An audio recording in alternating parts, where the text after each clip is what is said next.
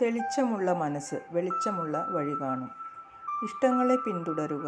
തീർച്ചയായും ഒരിക്കലത് നിങ്ങളുടെ നഷ്ടങ്ങളെ മറികടക്കും. സംസാരിക്കുകയും പ്രതികരിക്കുകയും ആവാം, എന്നാൽ സംയമനം പാലിച്ചുകൊണ്ടായാൽ നല്ലത്.